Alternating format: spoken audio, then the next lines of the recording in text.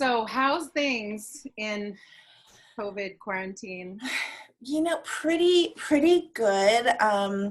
Pretty good. It's like it's a little different for me. Like you can't, like, what you see behind me is like the one tidy place in this room, because this room used to be my husband's office, and I had an office outside the house, but I'm really no longer able to use that space. Mm-hmm. So we moved my big ass desk back home, and he put his desk in the bedroom and very graciously ceded the space to me. So Nice. it's a little, it's discombobulating, because I sort of like had my brain and my work and my rhythm, because at first I was going to my space because no one else was there.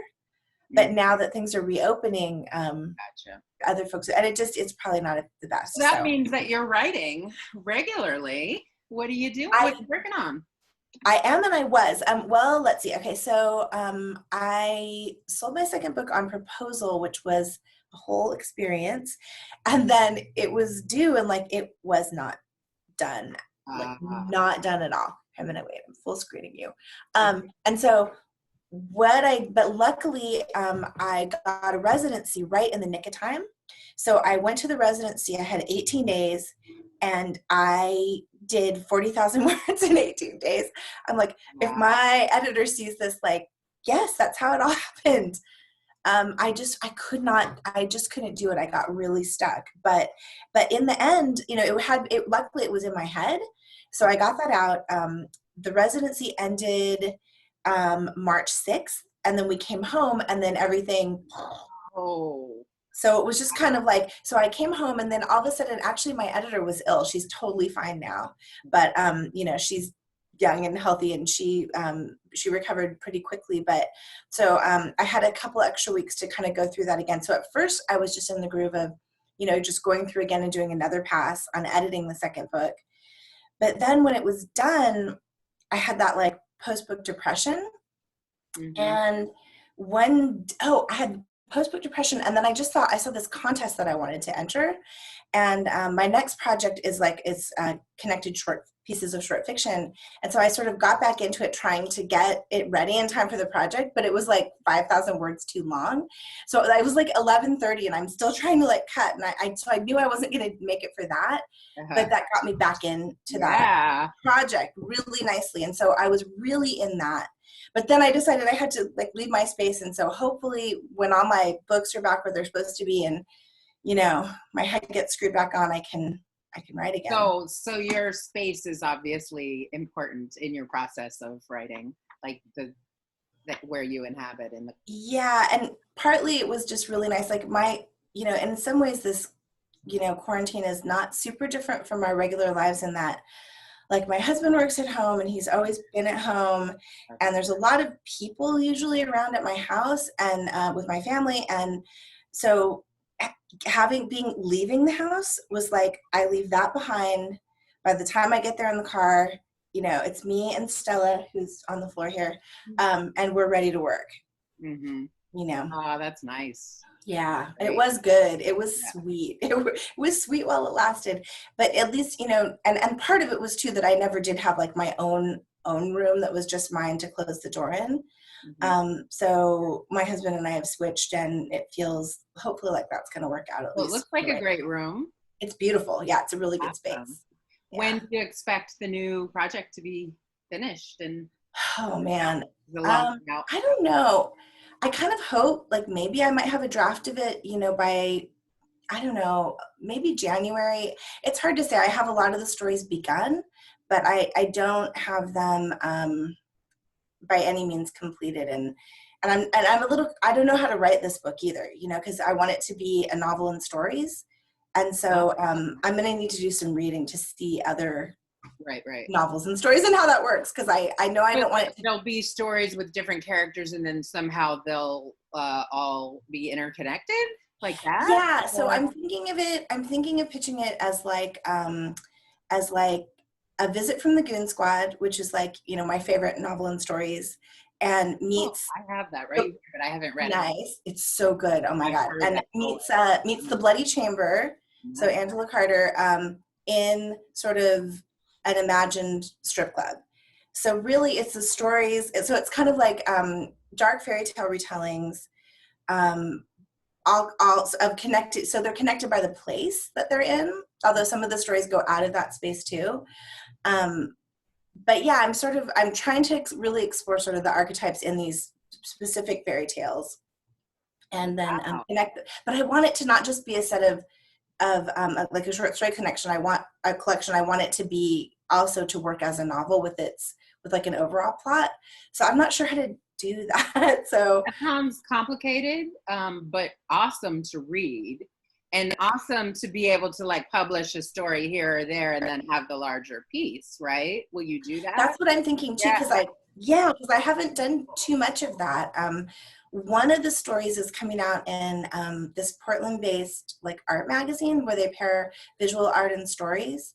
And so that's going to be really cool. That's like my first actual print journal. Like I never did that kind of publishing before. Right. So in a way it's kind of exciting because I like to have something new to try, to figure out. You know, it's like it keeps my little brain from going anxiety crazy to just have like a project that I'm new at, you know, like to be a newbie, to be a student, I guess. And so it's like, okay, how do I write this kind of book? How do I submit short stories and get them published? You know, like how do I do all of that?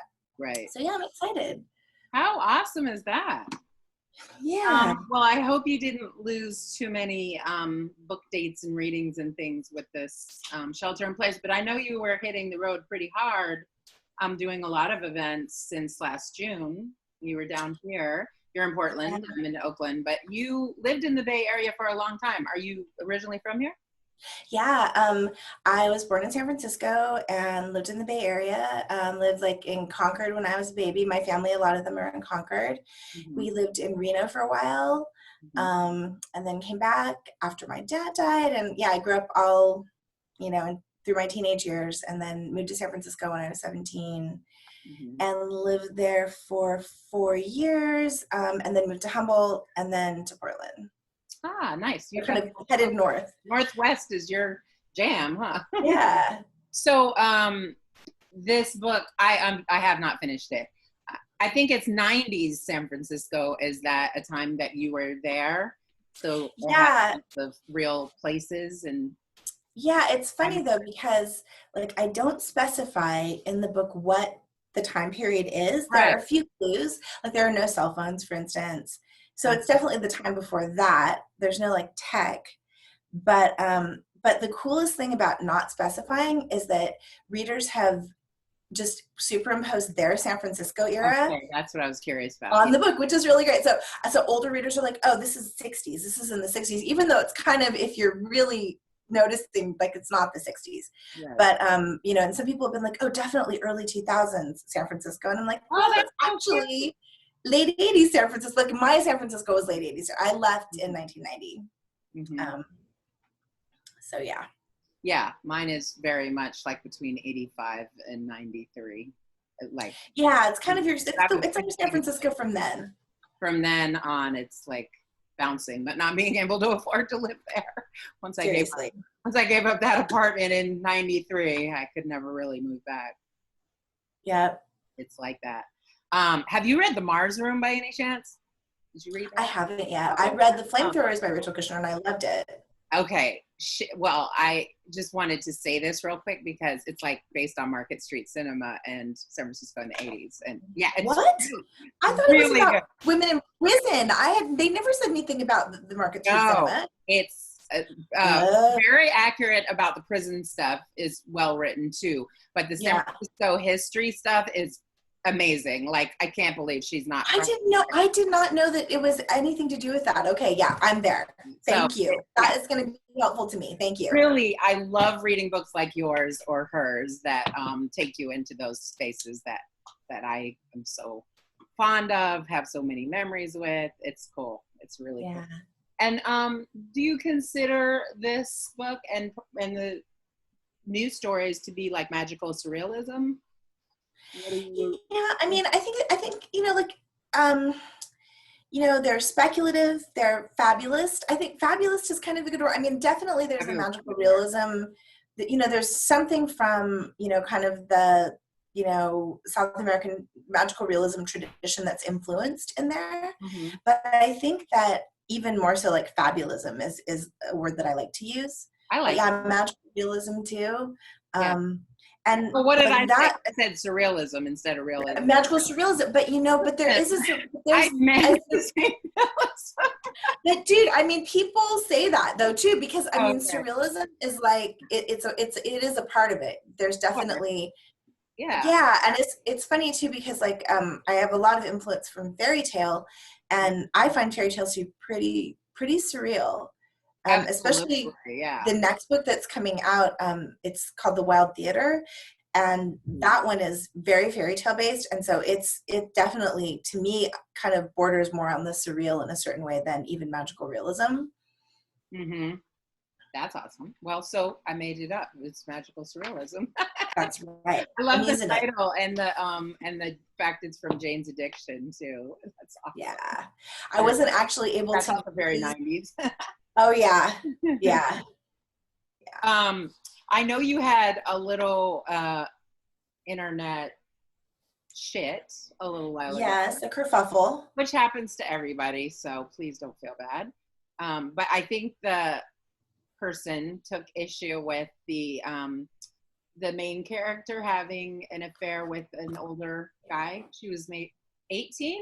17. 17. 17, and that was the problem. A bit of the problem, yeah. I mean, I think there may have still been a problem for her if, you know, I mean, we really thought about making her 18, actually. We debated. My editor and I went back and forth many times, each of us taking the other position. Like, at first, I'm like, she's 17 for a reason. And then she's like, maybe we should make her 18. Because originally the book sold as an adult book, actually. Okay. And so my editor has only ever edited adult titles, but she really wanted to edit the book. And her publishing house came back and said, yes, but we want to put this through our young adult imprint, but we don't want you to change it. We want you to edit it like you would have anyway. Oh. So, you know, that was a weird place I'm really to be. curious about that part of it, because I know that people, you know, YA is very lucrative and it's a big thing. People are always trying to get into it. And I always thought, well, that would be hard for me to edit myself enough that they would find it acceptable. That, I mean, I thought that, but that is not the case if they were willing to take it as is. They were. I mean, it was weird. Like, I definitely went back and forth with a few scenes. There's some hard drug use in the book as well, and I at one point wanted to take that out. I wanted them to, like, her to be like sort of saved from that moment. Once I knew it was coming out as a YA, I kind of, but then I thought about it more, and you know, for those of us whose young adult experience was more like that, right? You know, where are we reflected? Right. In you know, where are we seen? And that was what the you know, the YA editor there was a really strong proponent for keeping the book as it was and trying something a little different. And they're sort of known for doing that a bit in their YA. They were they did some, you know, early queer books that were kind of groundbreaking at Soho. Mm-hmm. So they just felt like, why not, you know, let's just tell this story as it is. And that's why I chose to end in the end keep her 17, because I thought the problem with that relationship is no different if she's 17 or 18. The real problem, you know, is, you know, the power differential in that relationship, no matter what you want to say as the 17-year-old, it still is there and really exists. I really appreciate it as someone who was running the streets of San Francisco as a young adult. Yes, yeah. Who also was reading advanced books at a really young age, like the. Yeah. You know, oh, that's so much nicer. I had a fan on that whole time. It was so noisy. Oh my God. Thank you. Anyways, I always wonder about the YA thing, if kids grow up having a sort of sanitized reading experience, or if they still reach out and are like, wait, I want to read some classics or some, you know, this or that, because it interests me. I always just read whatever was in proximity to me. Yeah. You know, I was always stuck around a lot of adults in boring situations. So you find a bookshelf and whatever's there, like, right. You can get away. That's right. So yeah, I've always been a little curious about that, if that is different for young adults growing up now, as opposed to us in the 70s, where, you know, they're sort of like curated this YA books. But it makes me really happy that somebody like us can identify with, yeah, I was under 18 having this relationship with this older person, whatever. I'm not saying that's a great thing. I'm just saying that is my experience. Right. And what's the difference between a birthday? It's really about maturity, and I'm not condoning, you know. Yeah, I hear you. I am not condoning statutory rape or anything at all. No. I think and should grow up and date people their own age. Yeah, I mean, I think that's really great. And that was sort of the thing that I was trying to talk about, was all of the gray area when you have, when you are a young person living as an adult, you know, so where that like young adult, like kind of teen period, it just doesn't exist in your life, or is truncated, and you just got to start with adulthood very early. So I had a main character that had that experience. And then also, you know, I think that when you're a trauma survivor, that also changes your experience of who you're going to want to date. It makes it's very isolating. And I think that one thing that can happen is that, you know, survivors often find each other. Yeah. And so that was sort of the story that I was writing about. You know, I think that the trouble that people had with the story was not so much that she was interested in this older guy and that he was interested in her. So she's 17 and he was 28. Mm-hmm. It's that he wasn't necessarily villainized. Mm-hmm. And I feel like, but he was also hopefully, and some people felt that the relationship was romanticized or glamorized. And I mean, I can see that actually from the point of view of the 17-year-old. Right. Our 17 totally romantic. Does romanticize. So and he's a rock star with a motorcycle. It's glamorous. Exactly. You know, what 17-year-old doesn't want one of those? Right. Exactly. And so then you have this 28-year-old who's conflicted, who knows that there are problems with the relationship for many, many reasons. Her age, her vulnerability, the fact that she's like, that his daughter would be completely upset about it and it would feel weird to her because, you know, she's his daughter's, you know, sort of companion, nanny, governess person. You know, just all of the things, all of the reasons. And yet he doesn't totally stop himself. So like they don't, you know, the relationship isn't completely consummated, but there's definitely reciprocal stuff that's there. And, but what I really wanted to show too is like, how can someone be like a good guy and also not do the right thing? So because we're humans, and that's, you know, we don't. Yeah. And also, you know, for survivors, I think that what we do is because a comment that I got in a few reviews of readers that were disturbed were like, but this girl was just, you know, escaping the situation where she was raped by her mother's boyfriend, who really isn't that much older than this guy. And my thing was like, yes, I'm glad you noticed that, because actually we repeat these cycles. Oh yes. And hopefully in a more empowered way each time to get mastery over them. So for this girl, getting to claim her desire to choose the person, you know, and to want it and to be clear that she wants it, that is progress. But it's not perfect. Right. And so anyway, these gray areas I think are really that we commonly see in a lot of adult books. And I think that, and there are also a lot of YA books, but not necessarily in the realm of sort of sexuality. Mm-hmm. And I think that is the stuff that just was hard. But you know what's so interesting though, is like there was the, you know, internet kerfuffle, but all of the trade reviews that I got, you know, from library associations and, you know, you know, all were great reviews. So it was like the folks that are recommending books to youth are like, I have some students that need a book like this. Not all of them, because I don't think every book can be for everyone, but some of them. And, you know, just as for me at 17, reading a story about a girl who is, you know, having a conflict, you know, with her parents over her own autonomy, or, you know, I don't remember having any such thing. No, I just left home. No, right. But as a reader during that time, I don't remember having anything available to me that. Oh, like that. Right. Yeah, no, I left home at 15 and went to San Francisco, just like yeah, exactly. Yeah. It was just like, get out. That's all I know. Just get Yeah. out. Yep. I know. I was like, out. Yeah. When I think about all the books, a lot of male written books, obviously, but and then when I found like Toni Morrison and stuff like that, I was like Yeah. mind blown. But it still was stories that were very far from my own experience, where this is much more like really relatable. Yeah. I like that. Yeah. And I'm so glad about all the good reviews. And honestly, the kerfuffle sounds like it started a great conversation. I hope people on the other end felt that way. Yeah. Yeah, I hope so. You know, it's interesting though, because I think that on some level it was a little hard to like write the second book, almost because, you know, all the voices were in my head, both the good voices.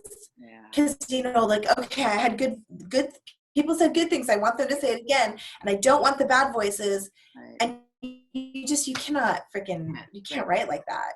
You can't. No. And so what I did actually that really helped me was, they say never to look at your Goodreads, but I went on Goodreads and I read the entire thing as a document, because the entire thing was a conversation about my book. And actually, what I had to admit when I read it, even though some of the reviews were really like angry and, you know, and then some were like glowing, is that was the conversation that I wanted to start. It really was. I mean, the survivors were going on there saying, I feel seen.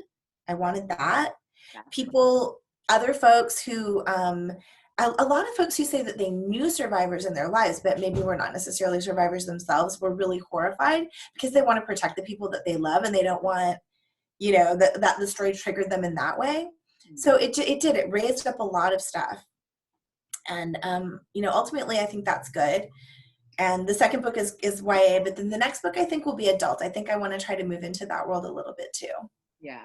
Well, yeah, no, I'm so glad to talk to you about it and I find it really interesting that it was originally written as adult. And and that makes me really happy for publishing that, you know, they are willing to do that and be flexible and say, hey, let's put it in and don't change it.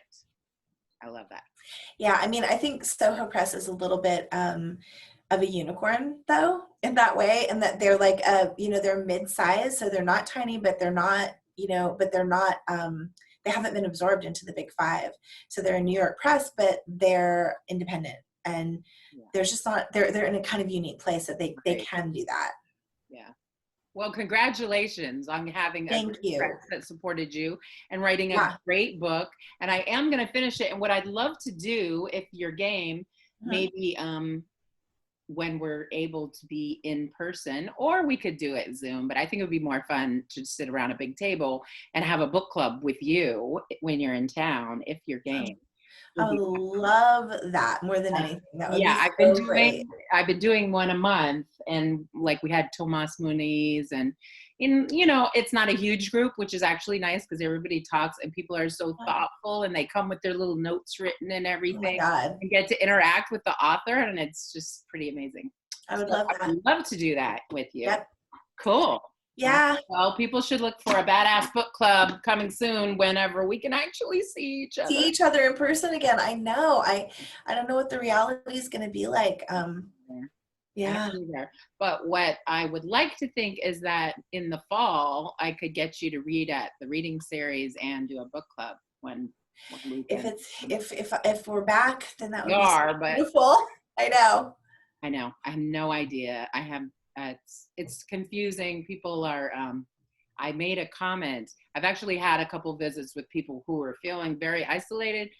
Just come over and like sit in the backyard 6 feet away and for a while, just to have be out in the sun and the air. Yes. And so I made a post about, really what I meant is like 5 people come and sit 6 feet apart, which parents have been doing that. Yeah. You know, to keep from going crazy.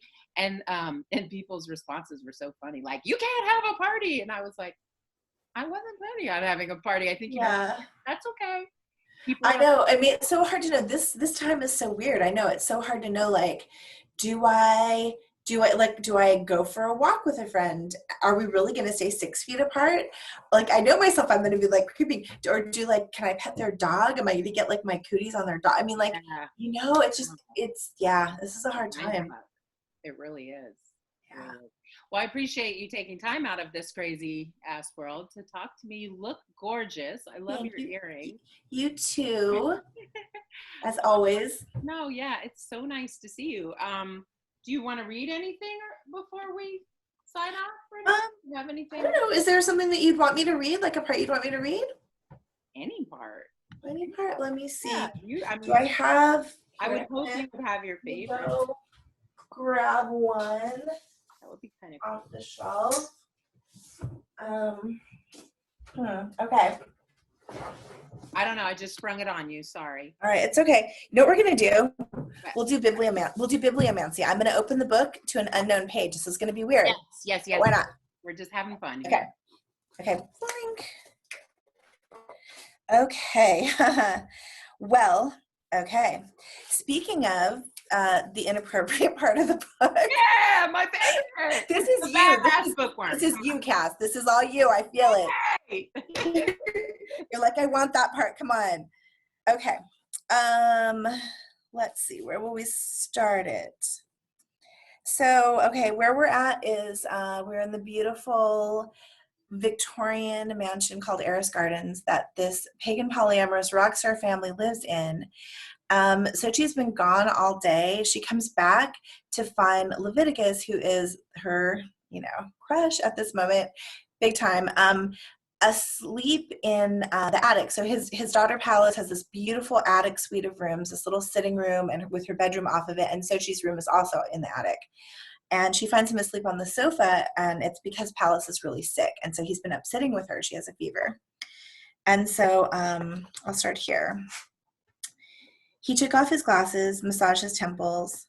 He said he'd messed up, but not how. So he had just been telling her sort of about his sort of a fuck up that he did before they all moved to San Francisco, and kind of telling her a little bit, kind of confessing, a little bit of a confessional.